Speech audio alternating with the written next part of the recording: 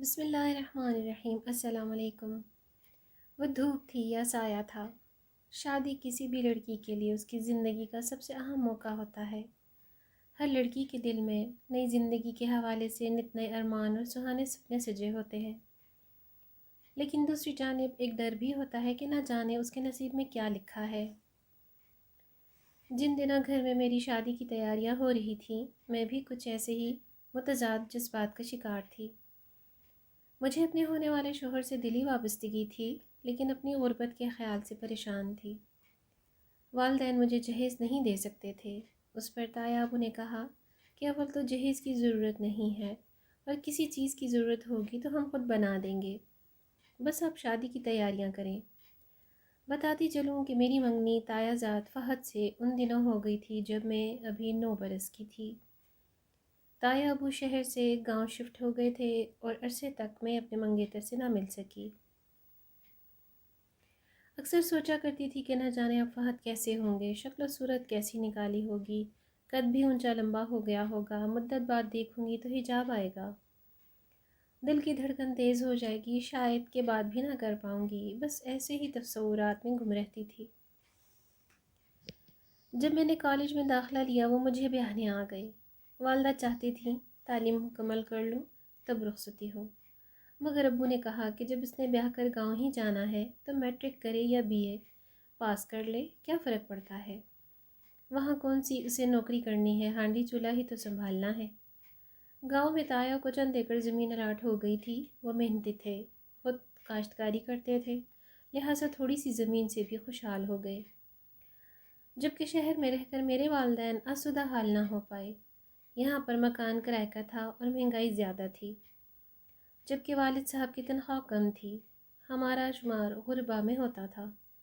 قصہ مختصر، تایا نے میرا جہیز بنا دیا اور یوں میٹرک پاس کرتے ہی میری شادی ہو گئی۔ تو شروع میں مجھے بڑی گھبراہٹ ہوئی تھی، میں یہاں کے ماحول کی عادی نہیں تھی۔ رفتہ رفتہ احساس ہونے لگا کہ گاؤں میں کچھ نعمتیں ایسی ہوتی ہیں جن سے شہری لوگ محروم رہتے ہیں، مثلاً تازہ ہوا، صاف ستھری فضا اور خالص غذا۔ اس لیے تایا تائی کی محبت نے میرا دل جیت لیا۔ فہد بھی پیار بھرا سلوک کرتے اور بہت خیال رکھتے تھے، یوں میرا دل گاؤں میں لگ گیا۔ شادی کے بعد شروع کے دن خوشیوں کے تھے، لیکن سال بھر بعد جب تایا ابو کا انتقال ہو گیا تو تائی کے رویے میں بھی فرق آ گیا۔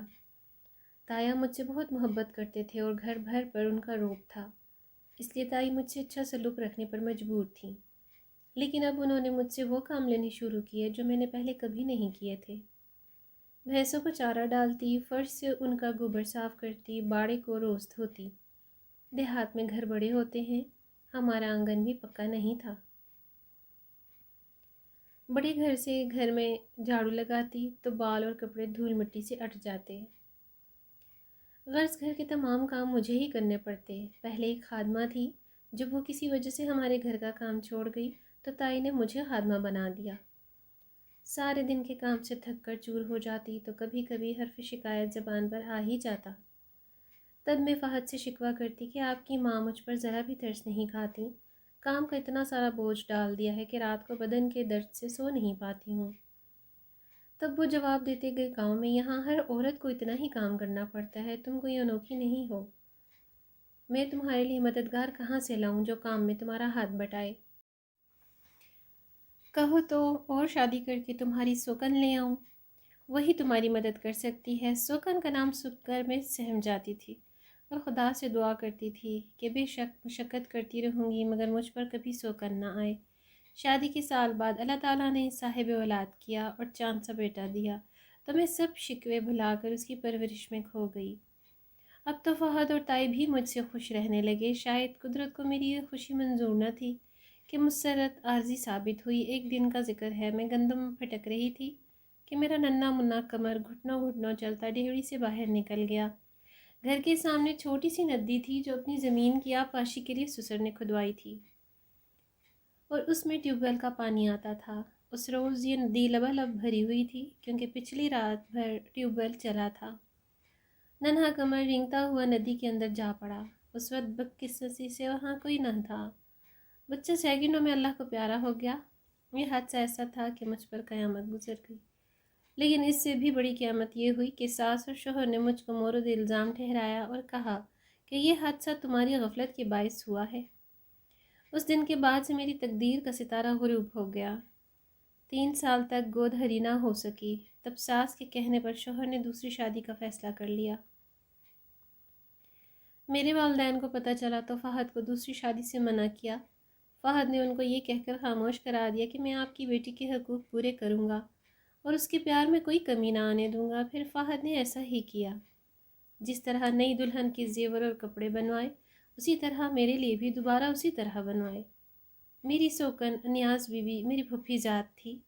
ہم دونوں میں شروع سے بہت پیار تھا۔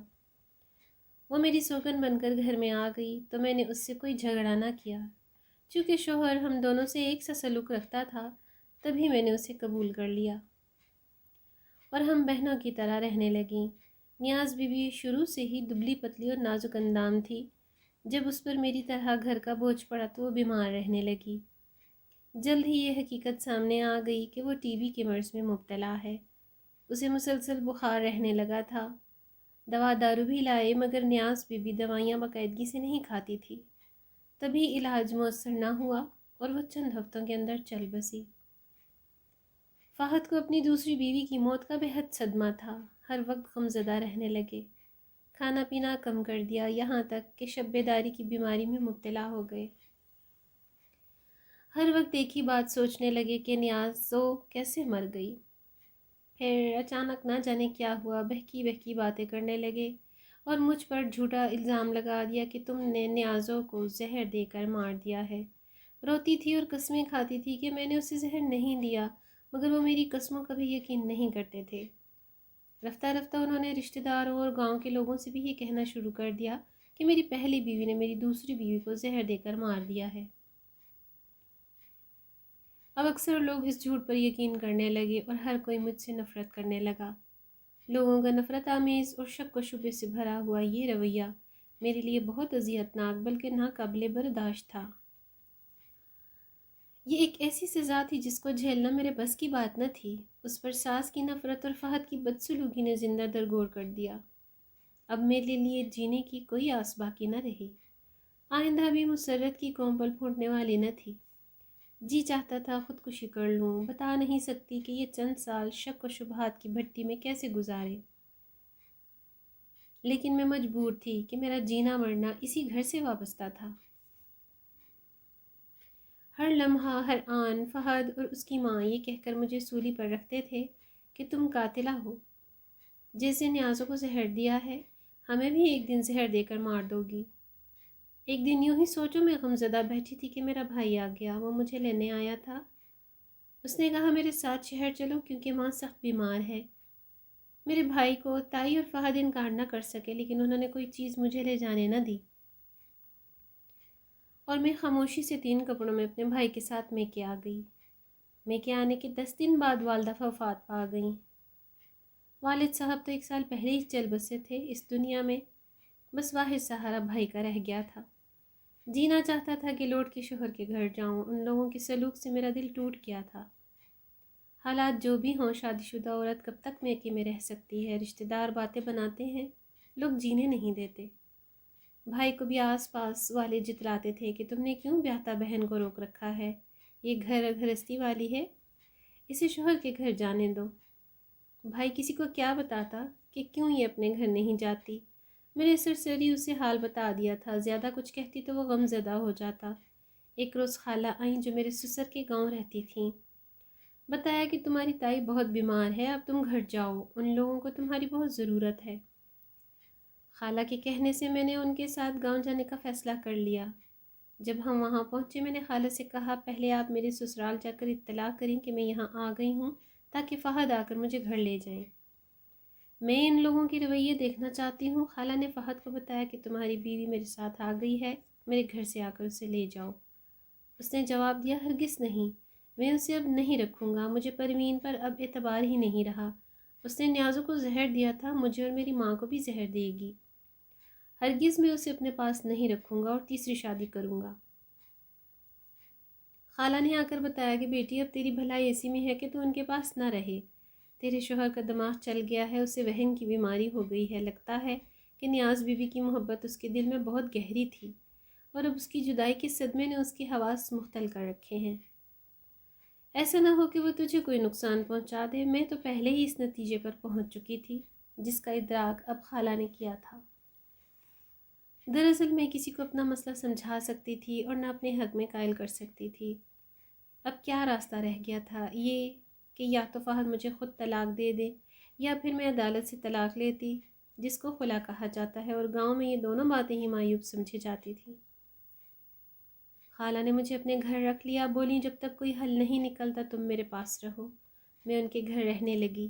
فہد نے گاؤں کی ایک عورت سے نکاح کر لیا کیونکہ ماں کی تیمارداری اور گھر میں کام کاج اور کھانا وغیرہ پکانے کی ان لوگوں کو پریشانی تھی۔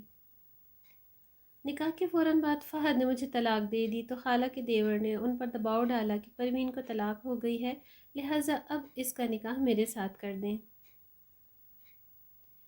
وہ اجڑ گنوار سا شخص تھا، لگ کر کوئی کام بھی نہیں کرتا تھا، اسی لیے اس کی بیوی اسے چھوڑ کر چلی گئی تھی۔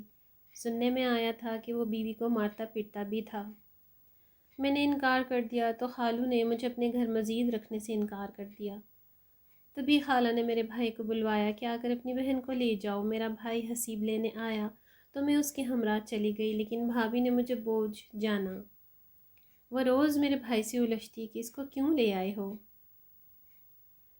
کیا اب عمر بھر یہ ہمارے گلے پڑے رہے گی؟ بالآخر ایک دن ایسا آیا کہ بھابھی نے برملا شوہر سے کہہ دیا کہ اس گھر میں تمہاری بہن رہے گی یا میں رہوں گی۔ یا اللہ، اب میں کہاں جاؤں؟ سوچ سوچ کر نیم جان ہو گئی۔ آخر کار بھائی نے یہی حل نکالا کہ کسی شریف آدمی سے میرا نکاح کر دیا جائے۔ حسیب کا ایک دوست عرصے سے تنہائی کا زندگی بسر کر رہا تھا۔ بیوی ایک بچی چھوڑ کر فوت ہو گئی تھی۔ حسیب نے مجھے اس کے ساتھ نکاح پر قائل کر لیا۔ میں نے بھی حالات کو دیکھتے ہوئے بھائی کی بات مان لی۔ یوں میرا نکاح کاشف سے ہو گیا اور میں اس کے گھر آ گئی۔ کاشف کی معصوم بچی 7 برس سے ماں کے پیار کو ترس رہی تھی۔ اسے ماں کا پیار دیا تو کاشف کے دل میں میری قدر و منزلت بڑھ گئی۔ وہ واقعی ایک شریف انسان تھا۔ اس نے خوش رکھنے کی ہر طرح کوشش کی اور زندگی میں پہلی بار میں نے سکھ کا سانس لیا۔ ادھر فہد کی تیسری بیوی بطول کو بہت جلد احساس ہو گیا کہ یہ شخص وہم کی بیماری کا شکار ہے اور نارمل آدمی نہیں ہے۔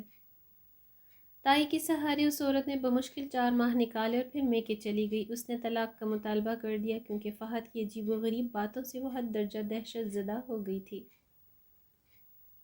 برادری کے دباؤ سے بالآخر اسے بطول کو طلاق دینی پڑی۔ اکیلے پن سے اور زیادہ فہد کی حالت دیگرگوں ہونے لگی۔ اب وہ مجھے یاد کر کے روتا تھا اور میرے بھائی کے پاس آ کر کہتا تھا کہ تم نے میری بیوی کو کہاں غائب کیا ہے؟ اسے واپس لاؤ، ضرور تم نے اسے زہر دے دیا ہوگا۔ ان دنوں گاؤں میں تو ذہنی امراض کے بارے میں جانکاری نہ تھی اور نہ ہی وہم کے مریض کو لوگ مریض سمجھتے تھے۔ کوئی نہیں جانتا تھا کہ وہم کی یہ بیماری بڑھتے بڑھتے فہد کو پاگل پن کی حدوں تک لے جائے گی۔ تنہائی تو یوں بھی ایسے لوگوں کے لیے زہر قاتل ہوتی ہے۔ جب تائی نہ رہی اور بطول بھی چلی گئی تو سنسان گھر فہد کو کھانے اور ڈرانے لگا۔ وہ دہشت زدہ ہوتے ہوئے راتوں کو اٹھ کر گھر سے نکل جاتے تھے اور ادھر ادھر مارے پھرتے۔ نہ کپڑوں کا ہوش رہا تھا، نہ حلیے کا، اور نہ ہی کھانے پینے کا۔ گاؤں کے لوگ جب کبھی شہر آتے وہ بھائی کو اس کے حالات سے آگاہ کرتے، تب ہم لوگوں کو افسوس ہوتا تھا۔ بے شک فہد سے سماجی رشتہ ٹوٹ چکا تھا، لیکن خون کا رشتہ تو باقی تھا۔ وہ ہمارے تایا زاد بھی تو تھے۔ سچ ہے پاگل کا غم خود اسے نہیں ہوتا، مگر دوسرے ضرور اس کا غم کھاتے ہیں۔ میں کاشف کے سامنے فہد کا نام نہیں لیتی تھی، لیکن جب بھائی تنہا ہوتا ضرور اسے کہتی تھی کہ میرے برادر تم ہی جا کر فہد کی خبر لو، آخر تو وہ تمہارا امزاد ہے اور کوئی دوسرا اس کی خبر گیری کرنے والا بھی نہیں ہے۔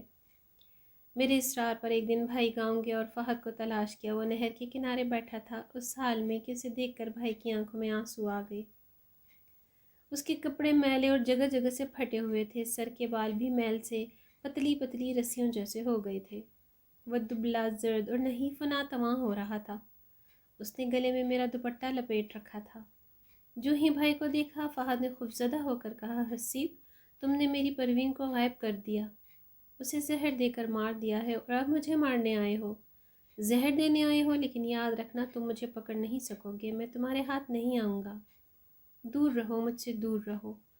پھر یہ کہتے ہوئے آنن فانن نہر میں چھلانگ لگاتی۔ میرا بھائی حسیب تو بس دیکھتا ہی رہ گیا، اور چشم زدن میں یہ واقعہ رونما ہو گیا۔ نہر بڑی گہری اور کناروں تک پانی سے لبریز تھی۔ ایک ہی پل میں فہد کا جسم نظروں سے اوجھل ہو گیا اور حسیب کچھ بھی نہ کر پایا۔ جب شہر آ کر حسیب نے مجھے یہ خبر سنائی تو میں سناٹے میں رہ گئی، آنکھوں سے آنسو جاری ہو گئے۔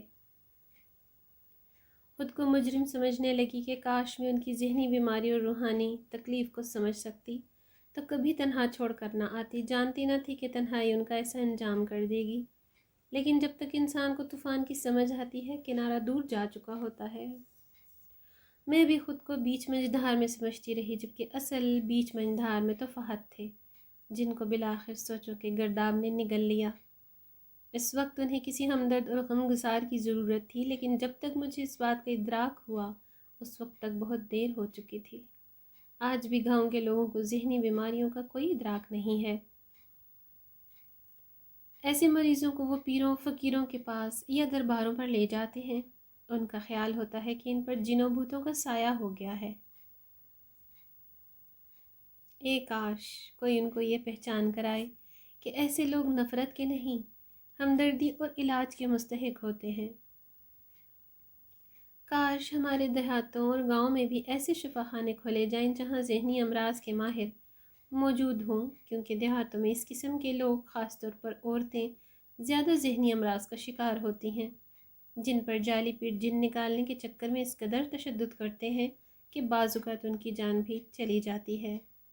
ویڈیو پسند آئے تو شیئر اور لائک ضرور کیجیے گا۔ چینل پر نئے ہیں تو چینل کو مزید ایسی اچھی ویڈیوز کے لیے سبسکرائب کر لیجیے۔ اگلی ویڈیو تک اللہ حافظ۔